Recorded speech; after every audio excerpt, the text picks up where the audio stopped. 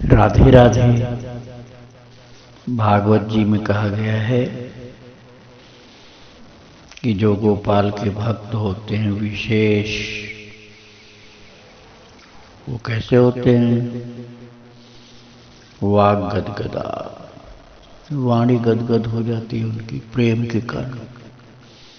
द्रवते यस्य चित्तम, जिनका चित्त द्रवित हो जाता है। रुदत्य भीक्षणम हसत क्वचित, कभी कभी धीरे से कभी बहुत जोर से रोने लग जाते हैं, हंसने लग जाते हैं प्रेम विभोर होकर। वे जो भक्त होते हैं विलज्ज उद्गायति, कभी कभी लज्जा त्याग के जोर से गाने लग जाते हैं। भगवान द्वारकाधीश उद्धव से कहते हैं मद भक्त युक्तो भुवनम पुनाति। ऐसे जो मेरे भक्त होते हैं वो संपूर्ण भुवन को पवित्र कर देते हैं। तो अब हम तुमसे ये कह रहे हैं कि तुम उस बात का ध्यान रखना। अब जो तुम्हारे भक्त वाणी गदगद हो गए, रो रहे हैं, हंस रहे हैं, गा रहे हैं, द्रवित हो गया चित्त जिनका, ऐसे जिन भक्तों की बात अभी मैंने तुमको सुनाया, लज्जा त्याग करके जो सारे सामाजिक रिश्ते बंधन इन सबको भूल करके प्रभु के प्रेम में पागल हो रहे हैं, रो रहे हैं, प्रेम विभोर हो रहे हैं, उन भक्तों की भी तुमको ध्यान, उन भक्तों की याद तुमको करनी पड़ेगी, उनका ध्यान करना पड़ेगा, क्योंकि उनका कोई अपना नहीं होता तुम्हारे अलावा। इसलिए उनको संभालना भी तुम्हारा काम ही है गोपाल। श्री राधे राधे, जय श्री राधे।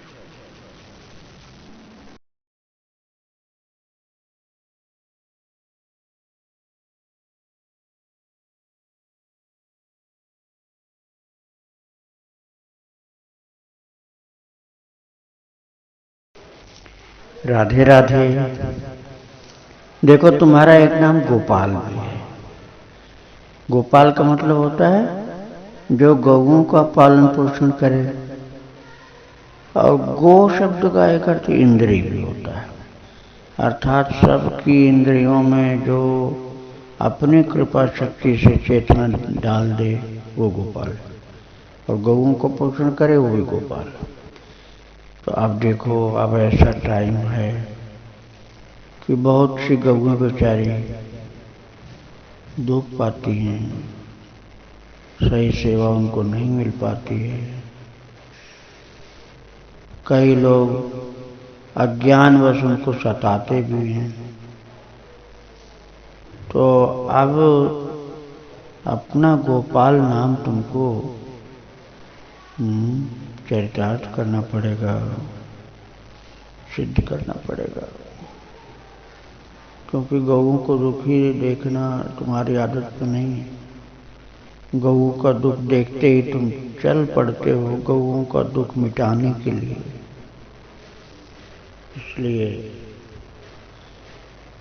देश में विदेश में सारी धरती तुम्हारी अपनी है, सारी दुनिया तुम्हारी अपनी है। भारत में तुम्हारी लीलाएं संतों के द्वारा ज्यादा प्रकट की गई, ये सत्य है, लेकिन तुम तो सार्वभौम हो। तो जहां भी गौएं टेरें, दुख से पुकारें, रभाएं, तुम्हें पुकारें कि हमारी रक्षा करो, हमारी संभाल करो, तो यदि प्रत्यक्ष वहां नहीं जा सकते हो तो फिर अपने भक्तों को प्रेरणा दे दो कि उस जगह पर, उस गौशाला में या वहाँ गायों पर सेवा की कमी है, तो तुम्हारे तो निर्देश मात्र से ही सब काम हो जाएगा, भक्त लोग पहुंच जाएंगे, क्योंकि तुम ही उनके प्रेरक हो, तुम ही शक्ति प्रदाता हो, तुम ही सारी सुविधाओं को इकट्ठा करने वाले हो। नाम भक्तों का रखते हो, काम सब तुम करते हो, ये तो तुम्हारी लीला ही है। बहुत अच्छे हो तुम। तो ये कार्य खूब प्रेम से करो, तुम्हें सबका आशीर्वाद मिलेगा, गौभक्तों का आशीर्वाद मिलेगा, संतों का आशीर्वाद मिलेगा और गौओं का भी आशीर्वाद मिलेगा, जिससे तुम और महान शक्ति प्रदाता हो जाओगे। श्री राधे राधे राधे।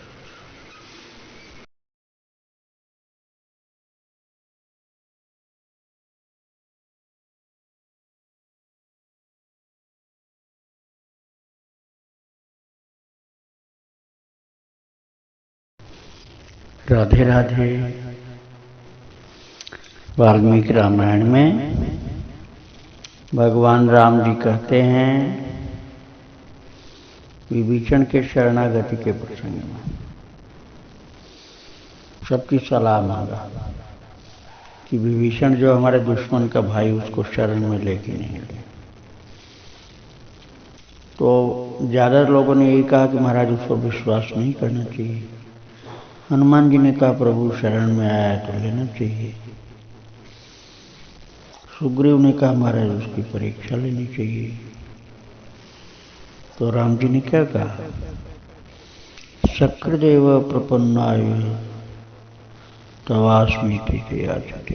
जो एक बार ऐसा बोल देता है कि प्रभु मैं आपका हो गया, आपका शरणागत हो गया, तो अभयम सर्वभूतेभ्यो ददामि तद्व्रतम, मैं उसको सब जीवों से अभय कर देता हूँ, सारी परिस्थितियों से, सारी समस्याओं से अभय कर देता हूँ।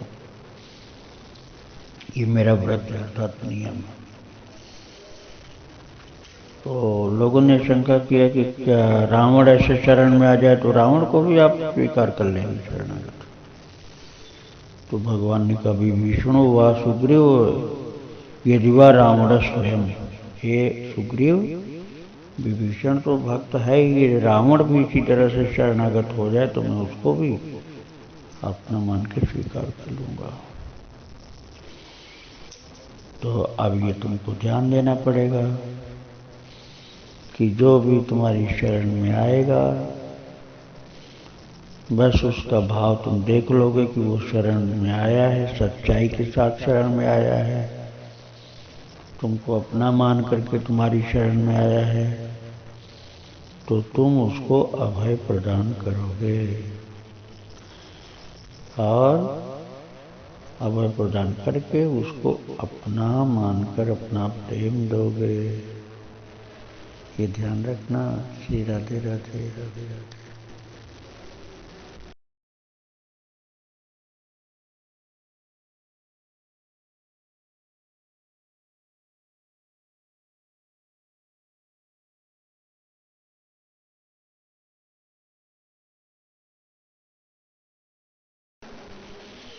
राधे राधे।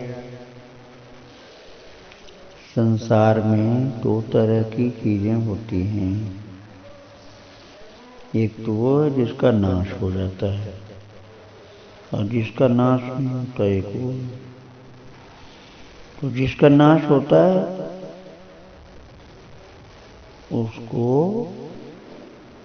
विनाशी कहा जाता है, उसको क्षय भी कहा जाता है। और जिसका नाश नहीं होता उसको अक्षय कहा जाता है और अविनाशी कहा जाता है। तो विनाश होने वाला दिखलाई तो पड़ रहा है लेकिन आगे नहीं रहेगा, बहुत जल्दी चला जाएगा, नष्ट हो जाएगा, खत्म हो जाएगा। तो इसलिए उसकी सत्ता को स्वीकार नहीं किया जाता है, क्योंकि वो परिवर्तित हो जाएगा, वो उस रूप में रहेगा नहीं जिस रूप में अभी दिखलाई पड़ रहा है। तो इसलिए उसको असत कहा जाता है। जो विनष्ट होने वाला उसको असत कहा जाता है, क्योंकि वो त्रिकाल में सत्य नहीं है। आज है कल नहीं रहेगा, पहले भी नहीं था, उसको असत बोलते। और जो आज भी है, कल भी रहेगा, पीछे भी था पहले, उसको कहा जाता है सत। तो असत और सत दो तरह की चीज हुई। तो असत जो होता है उसको ज्ञानी लोग ध्यान नहीं देते, कहते हैं ये तो असत है, और सत पर ध्यान देते हैं। राधे राधे।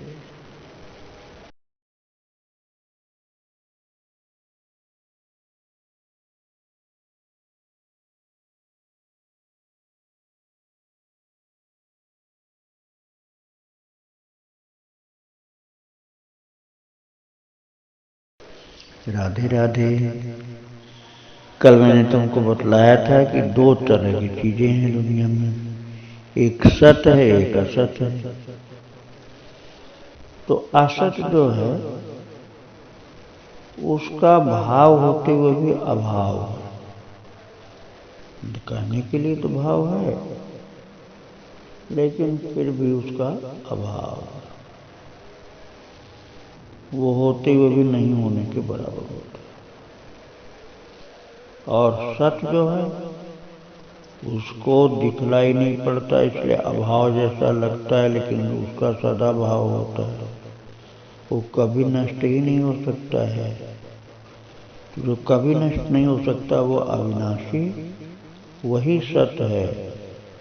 वो क्या है? वह है चेतन तत्व। और नष्ट होने वाला क्या है? जड़ है। नष्ट होने वाला जड़ है, और जो नहीं नष्ट होने वाला वो चेतन है। तो चेतन तत्व में जो परम चेतन है वही परम ब्रह्म है, वही परमात्मा, वही ईश्वर है। और जो उसका अंश है परम चेतन का, उसको आत्मा कहा जाता है, उसी को जीव कहा जाता है। और ये किसी लिंग का नहीं होता, अर्थात ये पुल्लिंग, स्त्रीलिंग, नपुंसक लिंग ऐसा नहीं होता। न स्त्री है न पुरुष है, न नपुंसक है। तो चेतन है, वो चेतन जो है न नपुंसक है, न स्त्री, न पुरुष। वो जिस रूप में जा करके बस जाता है उसे रूप धारण कर लेता है। अर्थात आत्मा, जीवात्मा जिस शरीर में जाकर बस जाता है उसी शरीर का रूप धारण कर लेता है। वस्तुतः वो न स्त्री है, न पुरुष है, न नपुंसक है। तो उस रूप को समझना बहुत जरूरी है। राधे राधे।